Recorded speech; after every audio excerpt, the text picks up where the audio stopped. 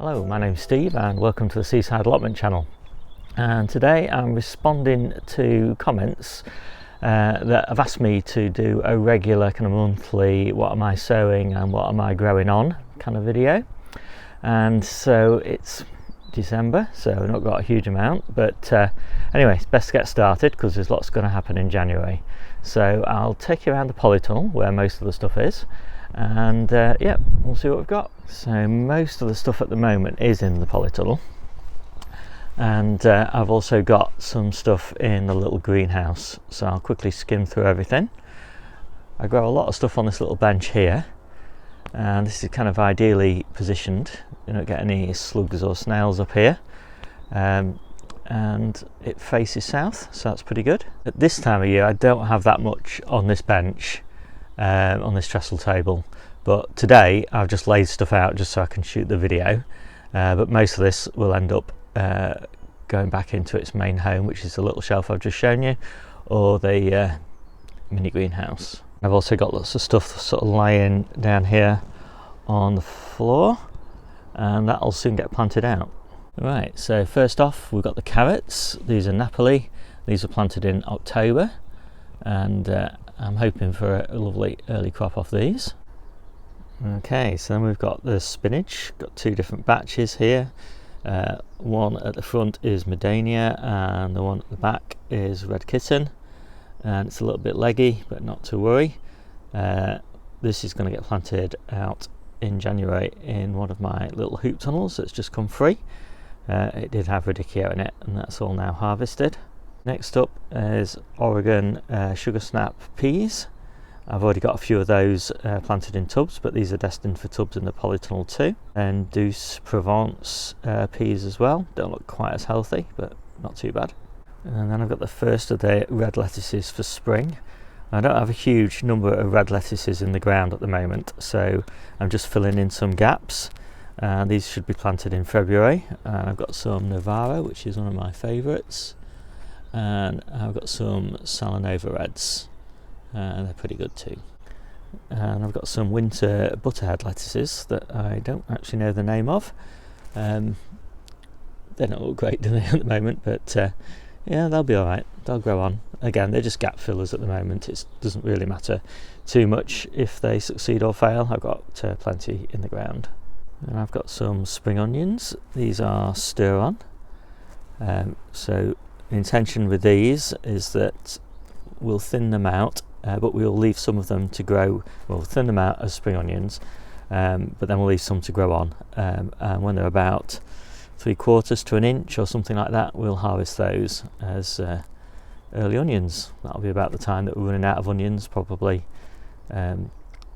April, May time. And then I've got some little bunches of sprouts. So these will be planted in the polytunnel, and we'll mainly be just using these as brassica leaves during the hungry gap, and we'll also take some sprout tops off them. And once you harvest the sprout tops, the sprouts grow really quickly, so we will probably have some sprouts in kind of May, June time from those. And then I've got some perpetual spinach. We've got plenty of chard in the ground at the moment. It's actually in one of the little hoop tunnels, but this perpetual spinach is going to take over from that chard, because I'll pull that chard up and replant that bed with French beans, and so by then this perpetual spinach will be growing on nice. And I've got the first of my early cauliflowers. That's all year round. Another batch of early cauliflowers. Those are snowball. And I've got about 6 cauliflowers that are much further on, and I'm not sure which variety those are, unfortunately.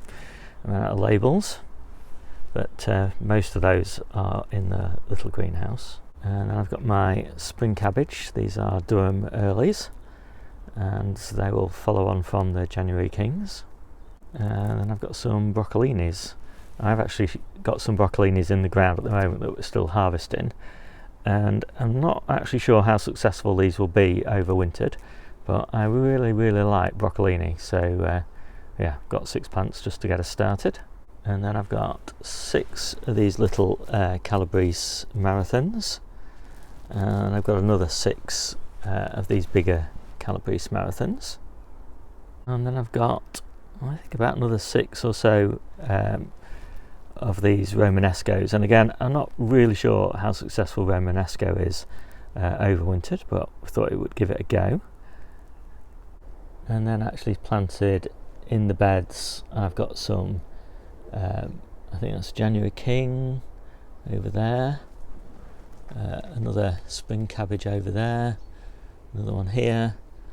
I've got some Romanescos, there's one in the ground here, and then these are actually starting, these are in the pots, and I don't know whether you can just see in there, first sign of a little Romanesco broccoli. And then we've got lots of red cabbages, and of course all these bigger plants that I just mentioned that are in the pots. I've got loads of broad beans in the ground, but I've got a few in pots, and I'm toying with having these planted in the polytunnel if I can find some space. And then there's a few more of these brassicas, and there's just a few more down the end there.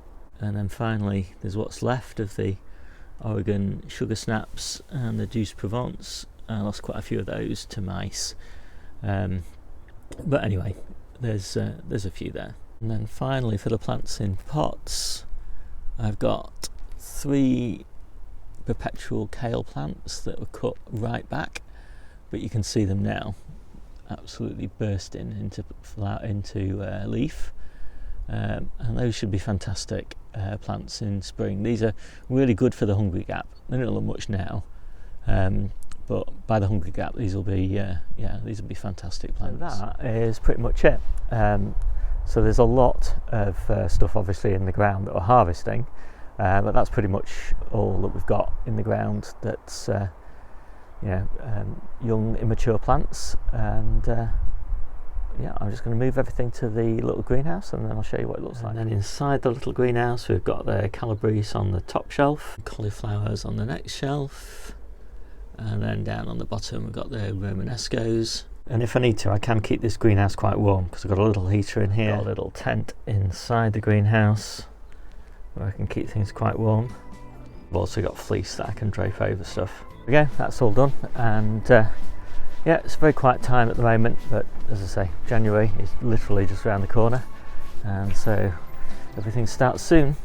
Okay, so I hope everybody had a great Christmas, and Happy New Year to everybody, and I'll see you soon.